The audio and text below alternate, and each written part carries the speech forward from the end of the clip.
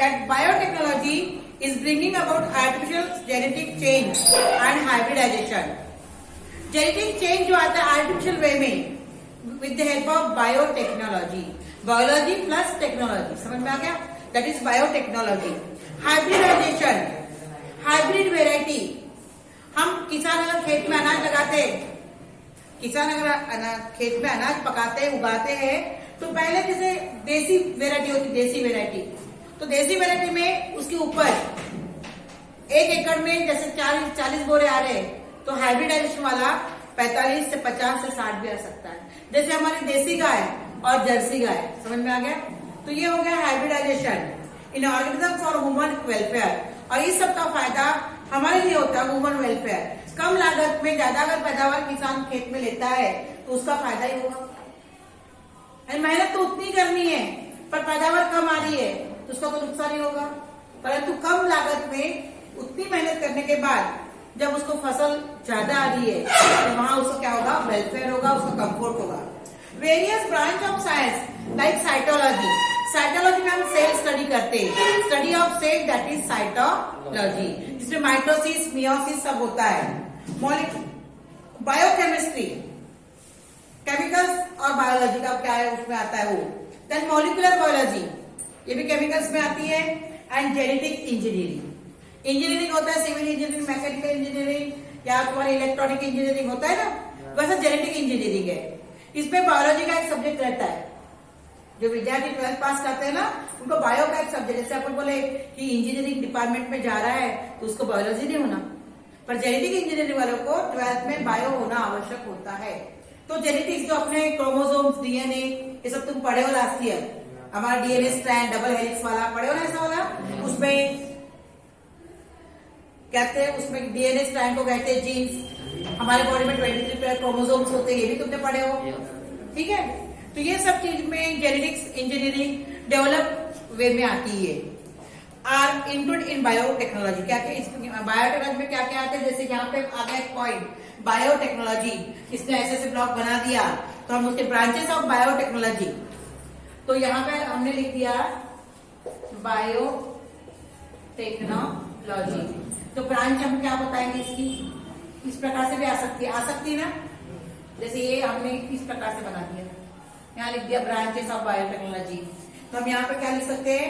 Cytology हो सकती है, cytology, genetic engineering, molecular biology, biochemistry. समझ में आ गया? ये सब उसकी ब्रांच है. There is considerable progress mainly in the field of agriculture and pharmacy due to biotechnology. Agriculture में और फार्मेसी में इसमें चेंजेस आ रहा है, यानी बहुत प्रोग्रेस हुआ है. एग्रीकल्चर साइंस पहले कैसा था कि जिस एरिया की पर्यावरण स्थिति जैसी जैसी है, तुमने गूगल पढ़े हो कि भौगोलिक स्थिति जिस एरिया की जैसी जैसी है उसके हिसाब से वहां वो पैदावार अनाज पकता था, उगता था. पर अपने यहाँ शिमला मिर्च नहीं होती थी या अपने यहाँ दूसरा फल डबल नहीं होता था. आज अपने इधर हर जगह हल्दी उगती है, हर जगह शिमला मिर्च भी उगती है. तो ये किसका फर्क है? With the help of biotechnology agriculture में प्रोग्रेस हुआ और उसका प्रोग्रेस टाइम में दिखाई दिया तुम्हारे. बायोटेक्नोलॉजी के कारण एग्रीकल्चर में प्रोग्रेस हो गया. तो नई नई वेराइटी लोग उगाते. एंड फार्मेसी, फार्मेसी मालूम है ना क्या होता है? वो मेडिकल साइंस, दवाई जहां निर्मित होती है वो है ना. New experiments are being perform for improving the agriculture yield. नए नए एक्सपेरिमेंट, जैसे किसान लोग हैं तो एग्रीकल्चर डिपार्टमेंट वाले पहले अपने यहाँ पे, उनका भी एग्रीकल्चर डिपार्टमेंट का बड़ा सा एरिया होता है. वो जो खेत करते हैं ना, वो लोग धान उगाते हैं. जैसे अपने तो धान है तो धान के बारे में बताएंगे. तो धान उगाते हैं तो छोटे से एरिया, जैसे अपने क्लास है, कमरा है, ये इतने इसमें ही वो धान उगाएंगे और उसको इसकी लंबाई चौड़ाई सब गिन लेंगे कि इसमें कितना धान लगाया उन्होंने. सपोज उन्होंने 1 पारी 2 पारी धान लगाया है और उनको उसकी पैदावार ज्यादा हो रही है, तो वो फिर उसका बीज निकाल के किसानों के लिए किसानों को देते हैं. ऐसा बहुत सारा नहीं देते. 5 किलो की पैक रहती, 10 किलो की पैक रहती है, उनके बैग रहती है उनकी, और बैग का वो लोग उनको लगाने देते हैं कि ये तुम ऐसा ट्रायल बेस पर लगाओ. अगर ट्रायल बेस पे किसान उसको ट्रायल बेस पे अपने खेत में लगाता है, उनके मार्गदर्शन में, अंडर उनके ऑब्जर्वेशन में लगाता है और उनके अनुसार ही वो खेत को उसको चलाता है बराबर, नहीं क्या करना है क्या नहीं, वो लोग जैसा बताते हैं वैसे ही करते हैं। और जब उसकी यील्डिंग ज्यादा आएगी, पैदावार, यील्डिंग यानी पैदावार ज्यादा आती है, तो नेक्स्ट ईयर किसान अपने आप उसको अपने खेत में लगाने की क्या करता है, सोचता है, क्योंकि उसकी हाई यील्डिंग है कम लागत में। तो ये जो हायर यील्डिंग वाले हाइब्रिडाइजेशन वाले हैं, ये कैसे प्रोड्यूस हुए, with the help of bio technology. Experiment product of antibodies, vitamin and hormones like insulin have been successful. अब ये जो शुगर वाले को इंसुलिन दिया जाता है, इंसुलिन कैसे बनता है, हमारे बॉडी में ऑलरेडी इंसुलिन बनता है ना। हमारे बॉडी के अंदर हमारे पैंक्रियाज में बीटा सेल्स ऑफ लैंगरहांस होती है। पैंक्रियाज में यहाँ पे पैंक्रियाज में पैंक्रियास ग्लैंड है, पैंक्रियाटिक ग्लैंड में पैंक्रिया है, समझ में आया। तो उसमें क्या होता है, बीटा सेल्स ऑफ लैंगरहांस। ये बीटा सेल्स ऑफ लैंगरहांस क्या करती है, इंसुलिन प्रोडक्शन करती है। किसी कारणवश जिसको शुगर होती है उनके बॉडी में प्रोडक्शन नहीं होता, और इसलिए उनको एक्स्ट्रा इंसुलिन का डोज दिया जाता है।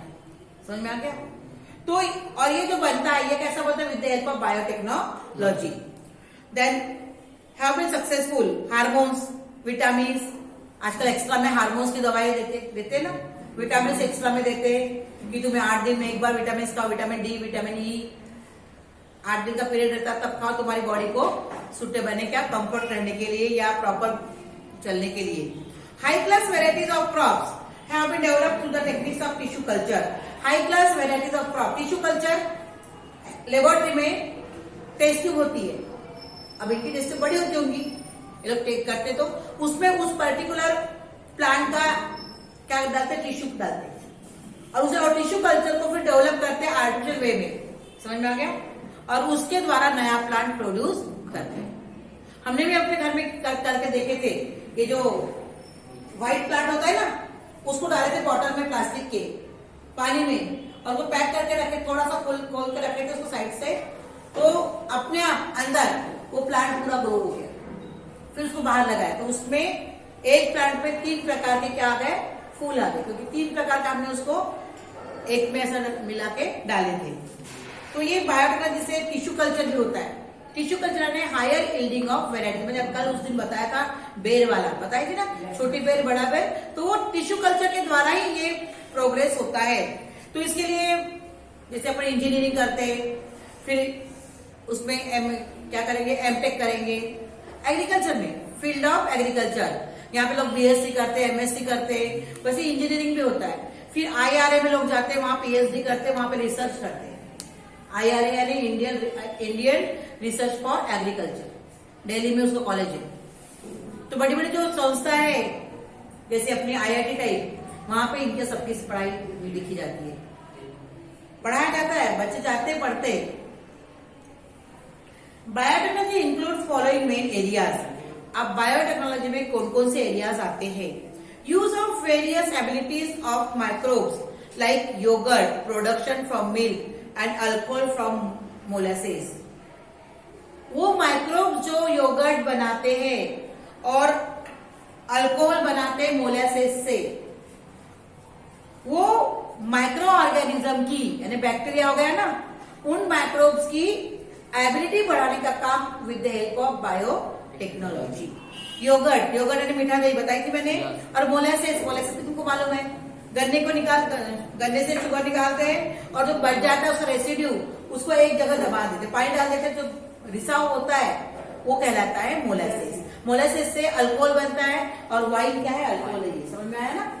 वैसे ग्रेप से बनती है शुगर। अपने यहाँ पे गांव देहातों में जो गन्ने से गुड़ बनता है, देखे हो कैसा गुड़ बनता है, नहीं देखे तो बड़े पूरा घाना रहता है उनका, गन्ने का घाना बोलते हैं वो लोग, वहां से वो रस निकालते हैं, बड़ी सी कढ़ाई में डालते हैं।